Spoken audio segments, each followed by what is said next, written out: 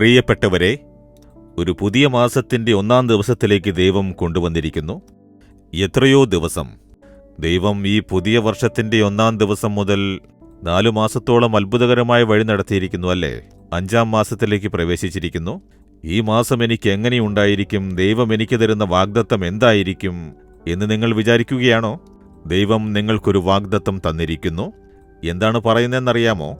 ലൂക്കോസ് 18-ാം അധ്യായം 8-ാം വാക്യത്തിൽ, വേഗത്തിൽ അവരെ പ്രതിക്രിയ നടത്തി രക്ഷിക്കും. അതെ, വേഗത്തിൽ എൻ്റെ മകനെ, എൻ്റെ മകളെ, നിനക്ക് നീതി നടപ്പിലാക്കും.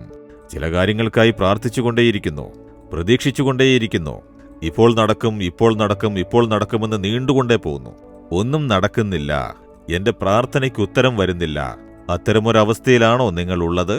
ഇല്ല മകനെ, ഇല്ല മകളെ, വേഗത്തിൽ ഞാൻ നിനക്ക് ന്യായം ചെയ്യും. വേഗത്തിൽ നിനക്ക് അത്ഭുതം ചെയ്യും.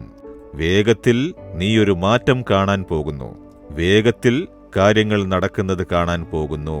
വേഗത്തിൽ നിനക്കുള്ള വഴി തുറക്കും എന്ന് ദൈവം വാക്ക് തരുന്നു. അതിന് നമ്മൾ എന്താണ് ചെയ്യേണ്ടതെന്നറിയോ?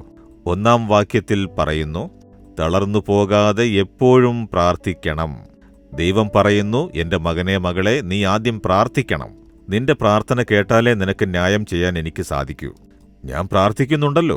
ദൈവം പറയുന്നു, നീ എപ്പോഴും പ്രാർത്ഥിച്ചുകൊണ്ടേയിരിക്കണം. ഓ, അങ്ങനെയൊന്നുണ്ടോ? ഞാൻ എപ്പോഴും പ്രാർത്ഥിക്കാറില്ല. രാവിലെ പ്രാർത്ഥിക്കും, ഉറങ്ങുമ്പോൾ ചെറുതായി പ്രാർത്ഥിക്കും. അങ്ങനെയല്ല, നീ എപ്പോഴും പ്രാർത്ഥിക്കണമെന്ന് യേശു പറയുന്നു. നടക്കുമ്പോഴും ഇരിക്കുമ്പോഴും ജോലി ചെയ്യുമ്പോഴും മനസ്സിൽ പ്രാർത്ഥിച്ചുകൊണ്ടേയിരിക്കണം. അതുമാത്രമല്ല, തളരാതെ എപ്പോഴും പ്രാർത്ഥിക്കണം. പ്രാർത്ഥനയ്ക്ക് തളർച്ച എന്നൊരു കാര്യം സാത്താൻ കൊണ്ടുവന്ന് നമ്മുടെ പ്രാർത്ഥനയെ തടയും.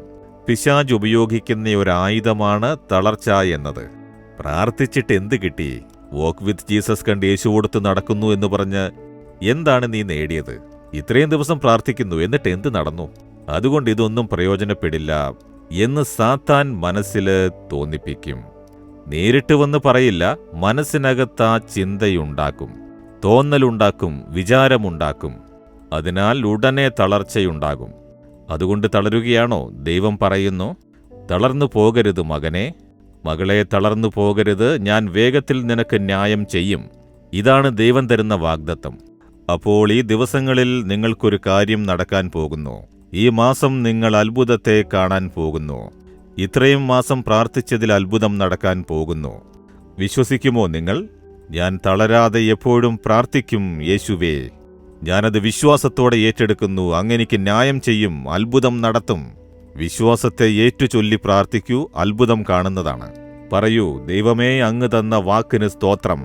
ഞാൻ എപ്പോഴും പ്രാർത്ഥിക്കാൻ, തളരാതെ പ്രാർത്ഥിക്കാൻ എന്നെ ഏൽപ്പിക്കുന്നു. പ്രാർത്ഥനയെ വിടില്ല, പ്രാർത്ഥിക്കുന്നത് നിർത്തുകയില്ല. ഞാൻ തുടർന്ന് തളരാതെ പ്രാർത്ഥിക്കും. അങ്ങ് വേഗത്തിൽ എനിക്ക് നീതി നടപ്പിലാക്കും. അത്ഭുതം നടക്കാൻ പോകുന്നു. ഞാൻ പ്രാർത്ഥിച്ച കാര്യത്തിൽ വിമോചനം നടക്കാൻ പോകുന്നു.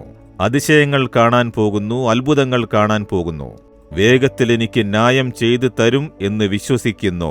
ആ അത്ഭുതത്തെ ഞാൻ പ്രതീക്ഷിക്കുന്നു. ഈ ദിവസം, ഈ മാസം ഇതുപോലെയുള്ള അത്ഭുതങ്ങളെല്ലാം അങ്ങെനിക്ക് ചെയ്യാൻ പോകുന്നു. വിശ്വാസത്തോടെ അത്ഭുതത്തെ പ്രതീക്ഷിക്കുന്നു. യേശുക്രിസ്തുവിന്റെ നാമത്തിൽ പ്രാർത്ഥിക്കുന്നു. Amen, amen. Jesus readings Malayalam YouTube channel subscribe ചെയ്യുക. ബെൽ ഐക്കോൺ ക്ലിക്ക് ചെയ്യുക. ഞങ്ങളുടെ ദൈനംദിന പ്രോഗ്രാമുകളെക്കുറിച്ചുള്ള അപ്ഡേറ്റ് ലഭിക്കുവാൻ